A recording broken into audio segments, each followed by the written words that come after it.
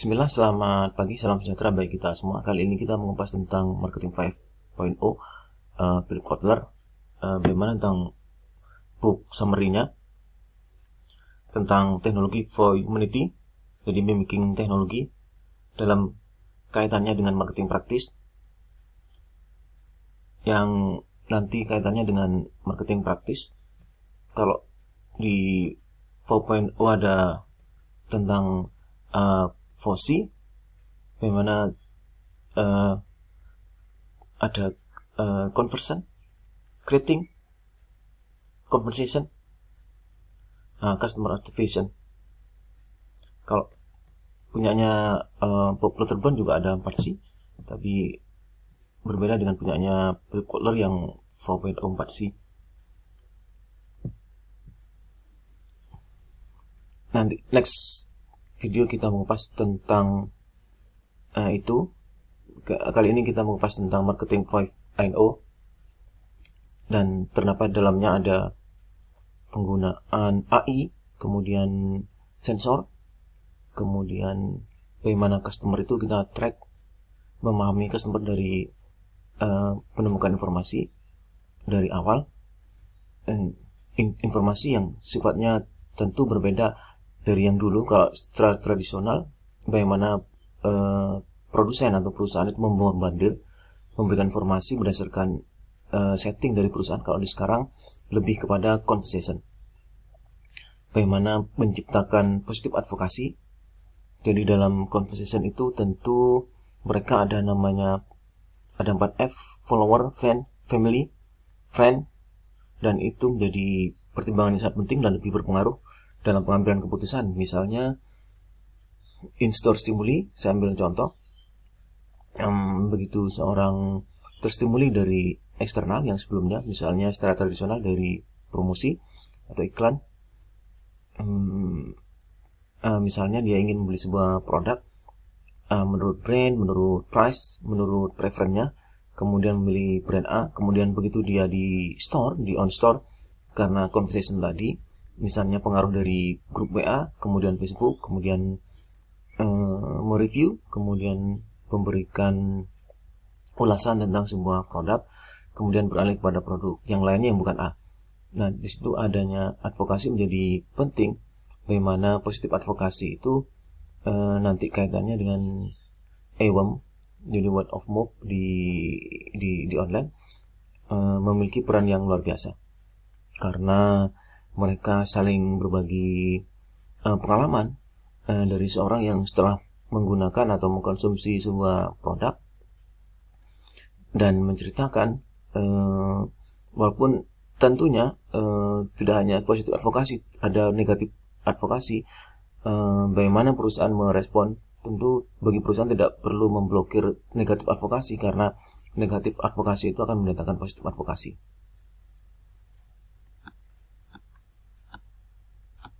Kemudian dengan penggunaan sensor, bagaimana mengumpulkan banyak informasi dari customer. Kemudian kalau misalnya kita mencari produk online, misalnya tentang sesuatu yang misalnya kita suka, kemudian kita mencari di Facebook atau sosial media, nah tentu di situ akan memberikan perubahan kalau misalnya kita konfirmasi dengan pengguna-pengguna yang atau customer yang sudah memakai produk tersebut. Kemudian kita lanjut ke berikutnya.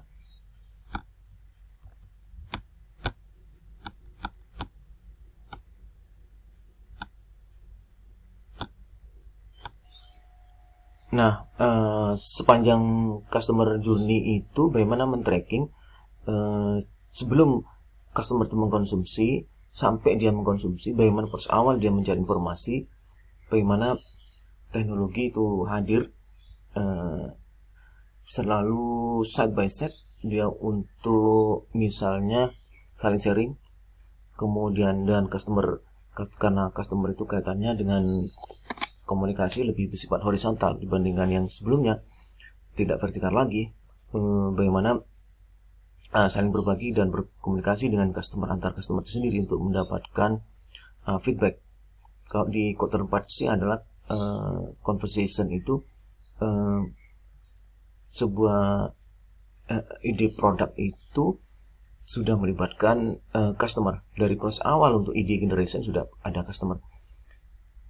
Kemudian produk custom, kemudian personality, kedepannya menjadi suatu yang memberikan value, adding value dari awal proses sampai dia mengkonsum, karena memang bagaimana attach dengan atau fit dengan kebutuhan customer. Kemudian untuk low task tentu nanti outsourcing, kemudian peran dari perusahaan itu sendiri pada high task saja, yang core bisnisnya saja yang menjadi key, bagaimana perusahaan itu mampu untuk berkompetisi dengan yang lain, sedangkan low cost itu diberikan pada outsourcing. Kemudian menggunakan sensor seperti pixel teknologi, kemudian men-tracking customer itu sendiri, lebih memahami dan lebih dalam terhadap customer yang menggunakan. Atau misalnya kita lihat dari segmentasi yang secara tradisional terbagi kepada demografi, geografi, kemudian psikografik dan behavioral, maka kalau 5.0 maka segmentasi menjadi one. Bagaimana mereka itu misalnya perusahaan-perusahaan yang besar berlomba-lomba untuk digital, jadi di samping dia di offline juga dia punya digitalnya, dan bagaimana customer itu menjadi convenient, dan dimana dia masuk di web dengan convert, kemudian dia semakin lama-lama dan browsing, kemungkinan semakin lama-lama di situ untuk mencari informasi yang dibutuhkan, dan mereka mendapatkan itu. Namun nantinya mereka itu apakah mereka menjadi sebuah customer yang mengkonsum atau tidak. Nah, segmentasi menjadi segmentasi one, artinya di situ apa, customer dalam kategori yang mau membeli atau tidak gitu ya. Nah, itu yang dilihat dari teknologi for humanity 5.0. Kemudian menggunakan next teknologi menjadi AI, Internet of Things, kemudian Smart City, bagaimana capture, bagaimana men-track, bagaimana melihat, bagaimana real time customer. Jadi misalnya dari satu kota yang terbangun dengan Smart City, bagaimana dia bisa pindah dari satu store ke store yang lain, dan di in-store itu video untuk melihat bagaimana proses pembelian dari consumer A dan consumer lainnya, dan tentu itu berbeda-beda dalam pertimbangannya. Ada yang kompleks, yang biasanya untuk women. Kalau di Quarter 4.0 ada youth, women, dan netizen. Di situ peran perempuan yang sangat kompleks dalam pengambilan keputusan untuk mencari informasi yang lebih komprehensif dibandingkan cowok, dan untuk mendapatkan produk yang optimum value bagi dia. Dan beda dengan men yang straightforward, melihat bahwa lebih singkat dalam pengambilan keputusan untuk mendapatkan produk yang diinginkan tanpa informasi yang lebih more kompleks dan more komprehensif dibandingkan dari woman. Kemudian teknologi AI, robotik, dengan adanya instant card misalnya, bagaimana penggunaan robot di dalam retail untuk mengurangi atau memberikan space pada human. Jadi interaksi human to human terkurangi karena faktor pandemik juga. Nah, instant card itu misalnya untuk menjadi misalnya untuk robot yang menyediakan beragam kebutuhan yang display di HP kita misalnya, sehingga customer good misalnya ada 11 item, kemudian di display kita sending, kemudian by wifi, by bluetooth, kemudian kita by robot, datang seketika itu produk yang kita inginkan masuk dalam keranjang yang ingin kita beli, baru kita check out tanpa harus melalui kasir atau cashless. Nah, penggunaan teknologi menjadi sangat penting ke depannya. Digitally, otomatisasi, kemudian Internet of Things dan sebagainya, ini kondisi yang membuat sebuah perusahaan memiliki kompetitif dibandingkan yang lainnya, karena melihat customer yang menjadi lebih lebih dimanjakan dan kondisi yang memang sekarang yang berbeda dengan kondisi sebelumnya. New customer experience betul, karena 5.0 nanti kita melihat bahwa memiliki experience yang baru. New experience itu betul. Kalau lihat misalnya di Amazon Green misalnya, itu bagaimana dia membuat customer menjadi lebih spoil, menjadi lebih manja. Dia masuk dan keluar tanpa melalui kasir, karena langsung dia terpotong melalui sistem yang sensor yang ada di pintu keluarnya. Nah, tentu itu memudahkan dalam dan memberikan pengalaman yang baru, new customer experience di sini. Samping juga kemudian bagaimana mencari dari keranjang itu sendiri sudah ada perhitungannya, ada cek ya. Misalnya adding produk, maka di situ di keranjang sudah ada price totalnya. Otomatis juga kalau misalnya kurangin dia akan berkurang, karena penggunaan sensor di keranjang itu sendiri untuk menghitung jumlah berapa jumlah price ya, dan itu berdasarkan real time gitu, tanpa harus melalui proses kasir yang one by one, yang tentu itu kalau misalnya dihitung dari one by one itu membutuhkan waktu yang lebih lama. Samping itu juga mengurangi kerumunan atau crowd karena kondisi yang sekarang.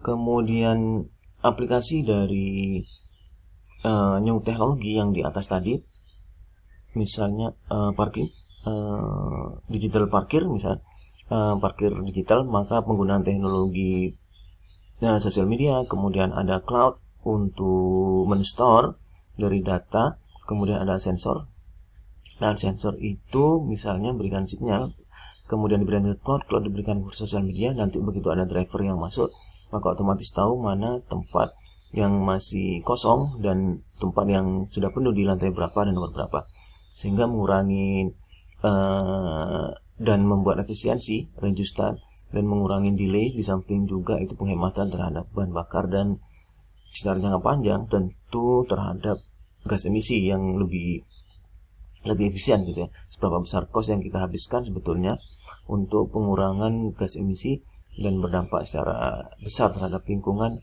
dan green. Kemudian yang segmen yang kita lihat, kalau kita lihat yang sebelumnya,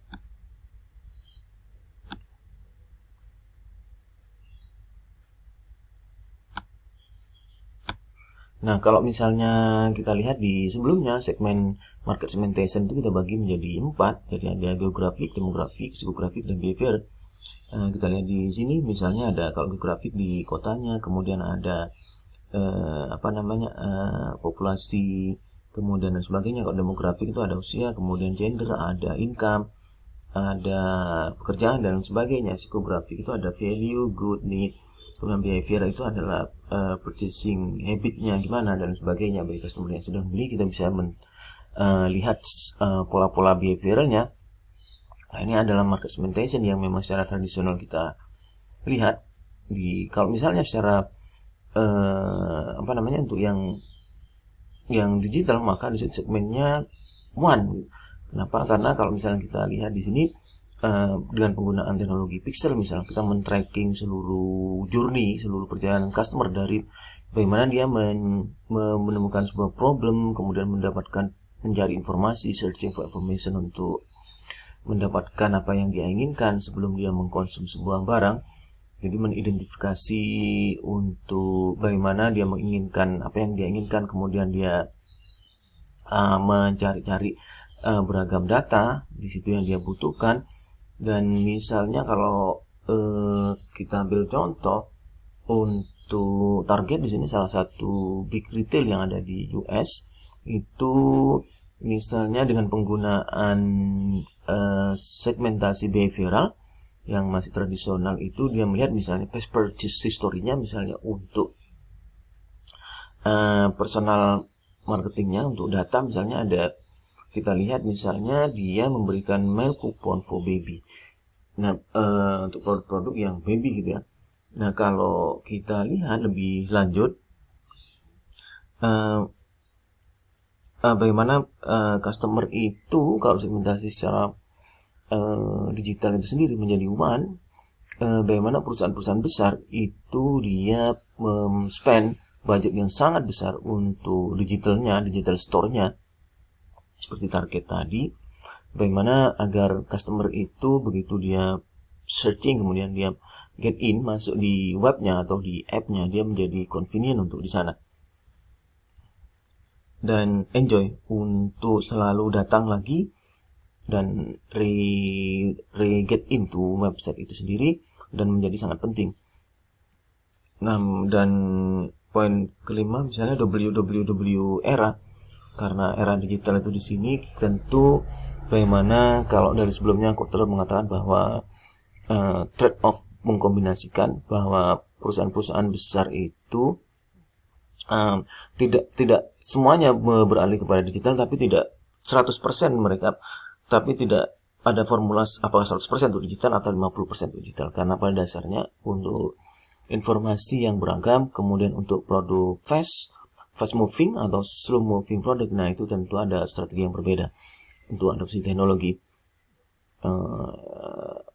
Misalnya karena untuk slow moving product, untuk kebutuhan atau untuk kebutuhan consumer good yang kebutuhan sehari-hari, searching informasi yang sangat luar biasa, di awal prosesnya banyak, kemudian untuk yang kompleks, nah proses pembelian yang contohnya mobil, misalnya otomobil, tentu ada semacam showroom atau display yang lebih membuat lebih trust, di samping juga informasi yang tentu mereka dapatkan di digital untuk melakukan riset di mindsetnya dari customer itu sendiri melalui sosial media, melalui Google, kemudian mencari informasi sebanyak-banyaknya, dan dari informasi yang banyak itu akhirnya terbentuk sebuah riset yang mengambil keputusan untuk produk tertentu. Toyota misalnya memang tiada duanya mengalahkan untuk Daihatsu. Nah, begitu dia di pengambilan keputusan, nah tentu peran display atau peran showroom macam-macam. Kalau misalnya 5.0, maka bagaimana peran sosial media itu, kemudian peran grup, peran follower, peran fan, peran friend, peran family menjadi sangat penting, karena trust itu kepada grup, kepada sosial media itu menjadi lebih signifikan dibandingkan trust dari artis yang di endorse misalnya, atau advertising yang dilakukan oleh perusahaan. Karena misalnya advertising selalu melihat dari sisi produsen, tidak melihat dari sisi customernya, dan tiap customer memiliki karakter dan memiliki keunikan yang tentu berbeda-beda satu dengan yang lainnya, sehingga meresponnya beda-beda.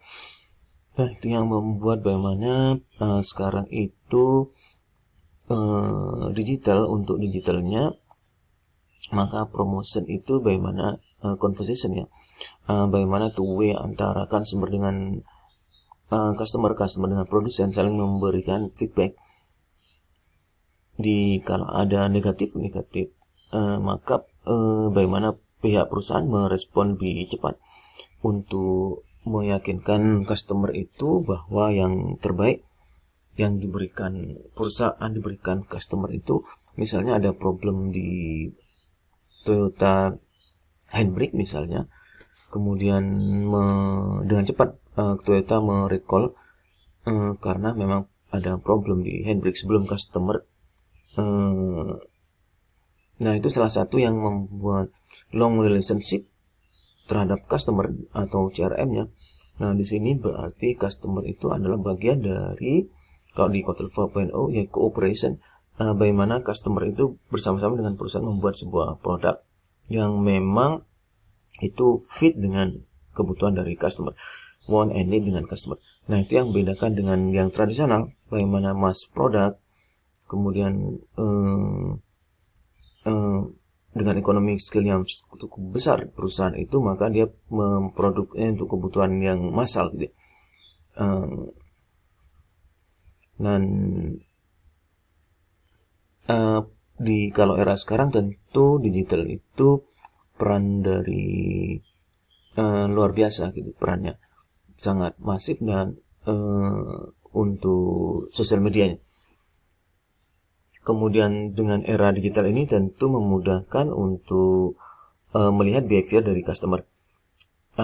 Post behavior customer atau post konsum, begitu dia membeli, maka kita bisa melihat dengan penggunaan pixel sensor di sini, dengan untuk men-tracking, maka kita bisa memahami misalnya untuk pengguna di otomotif misalnya, tentu dia membutuhkan dalam waktu tertentu, dalam kilometer tertentu, dia butuh untuk pergantian tire-nya yang sudah harus diganti, karena memang sudah cengkramannya sudah ada gitu.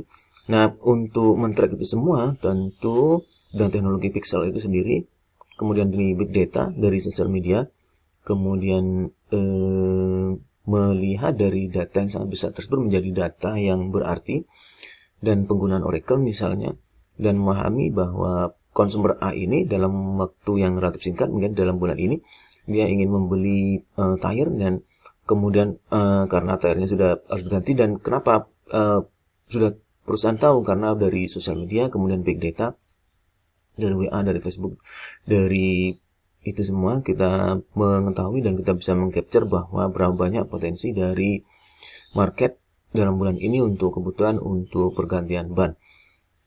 Nah, setelah itu baru kita melihat customer itu sendiri memiliki yang preference yang beda-beda.